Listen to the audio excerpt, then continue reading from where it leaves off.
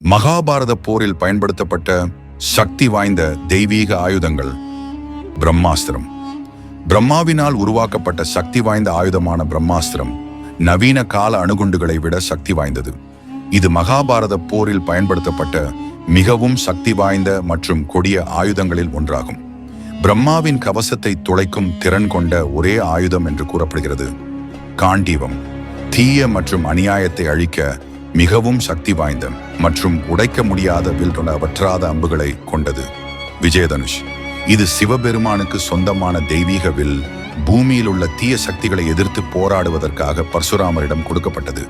பசுபதாஸ்திரம். இது மகாதேவர் மற்றும் மகாகாளியின் மிகவும் அழிவை ஏற்படுத்தும் ஆயுதங்களில் ஒன்றாகும்.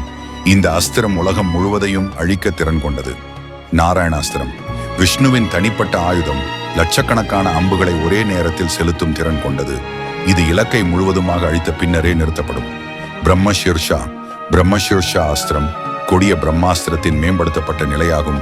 பிரம்மாஸ்திரத்தை விட 4 மடங்கு வலிமையானது மற்றும் பெரிய அழிவை ஏற்படுத்தும் திறன் கொண்டது. ஆயுதம் பிரம்மாவின் 4 தலைகளை அதன் முனையாக கொண்டுள்ளது. வாசவி சக்தி. இது தேவர்களின் அரசனான இந்திரனிடம் இருந்தது. வஜ்ரா அஸ்திரம். வஜ்ரா என்பது இடி மற்றும் மின்னலின் கடவுளான இந்திரனுக்கு மிகவும் பிடித்த ஆயுதம். இது ததீசி முனிவரின் எலும்புகளிலிருந்து தயாரிக்கப்பட்டது. 3 அம்புகள். கடோத்கச்சாவின் மகனும் பீமனின் பேரனுமான பார்பரிகாவிடம் இருந்த சக்தி வாய்ந்த ஆயுதம் 3 அம்புகளாகும். ஸ்ரீகிருஷ்ணரின் சுதர்சன சக்கரம் மற்றொரு சக்தி வாய்ந்த ஆயுதம்.